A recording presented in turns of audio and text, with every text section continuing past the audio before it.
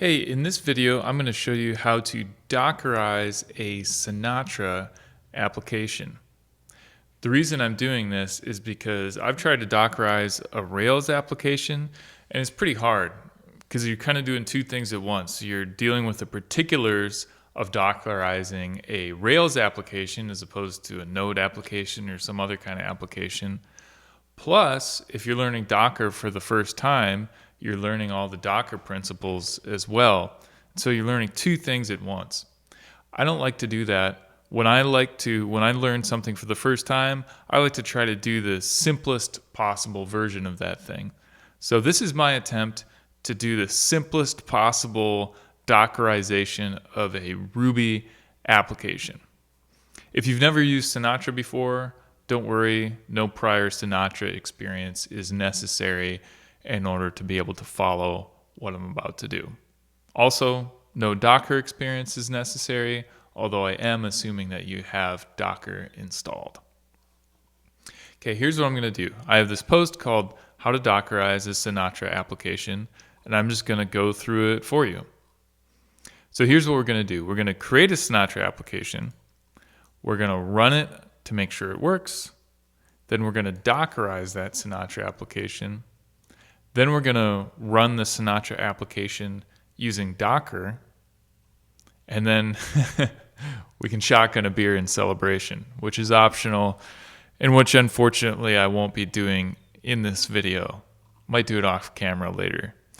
Okay, here's how we create the Sinatra application. I already have mine here. I have all my files in one directory, no subfolders or anything. But the Sinatra application itself is in this file called hello.rb. So here it is. All we have is require Sinatra, and then this one endpoint at the root where we return the text, it works. And you'll see in a second how that comes out. Okay, so that's hello.rb. We also need a gem file, which I'm not going to open here because that would just be redundant. We have a gem file that says we need the Sinatra gem. And then we have something called a rackup file, which just has these two lines. We require our hello.rb file, and then we say run Sinatra application. Okay, so those three files, hello.rb, gem file, and the config.ru rackup file, those three files comprise our Sinatra application. So now in order to run it, all we have to do is bundle install, okay? And then we do ruby hello.rb. We can see it says listening on port 4567. So I'm going to visit localhost 4567, and we see this output. It works. And remember, that is from our hello.rb right here. Okay, so our Sinatra application works. Now we're going to do the next two steps, which are to build the Docker image for the Sinatra application, and then run the Docker application, run the Docker image. Okay, so I'm going to kill this. And then continuing to follow my own instructions here, we have a Docker file. Okay, so I'm going to explain this a little bit line by line. This from line says we're going to use this Ruby 271 base image. So in my understanding, that'll pull an image off of Docker Hub, and it'll use that image in our image. So it'll make Ruby 271 available to us in our image. Here, I'm going to separate these. We have working directory /code, and then we're going to copy everything from dot into /code. /code is totally arbitrary. It could be anything. We could have done /myapp or anything. But that just gives us somewhere to put our application files. Next, we run bundle install. Run is something that we can give any command to. In this case, we're just using it to install our dependencies, or in this case, dependency. There's only one dependency, Sinatra. Expose 4567. That tells Docker to listen on port 4567. Then this command line says that when we run the Docker run command, what Docker run should do is this. And this gets translated into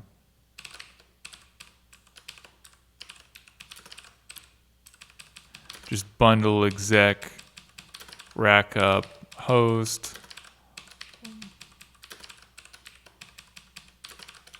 like that. I believe is the command that this gets translated into, and this will run the Sinatra application. And you can see if you copy and paste this,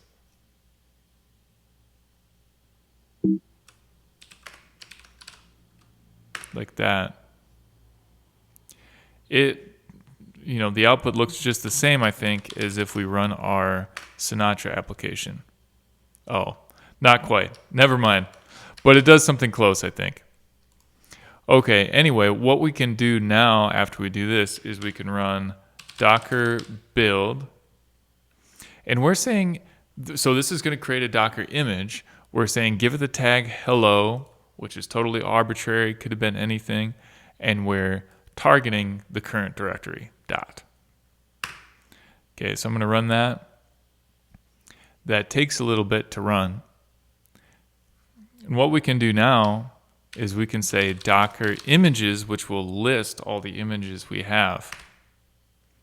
Okay, we can see among these images is hello, which is the one we created just now, 7 seconds ago. And then we have this other one, Ruby 271. That's that base image that it pulled down from Docker Hub. Okay, so now that we have those things, we can do Docker run. Now this part says expose port 4567, because again, that's the port that Sinatra runs on, and expose that on port 80. I'm not sure why it has to be this way, but apparently Docker wants to surface port 80. I've tried it with just 4567 directly. Doesn't work. For some reason, it has to be port 80, or at least the way I'm doing it has to be port 80. Okay, so we're forwarding 4567 to 80, and the image we're running is this hello image. Okay, so I'm going to run this. And by the way, if you get an error that says something like bind address already in use, something like that, that may be that you have something like Apache already running on port 80. I had that problem myself. You can run this lsof command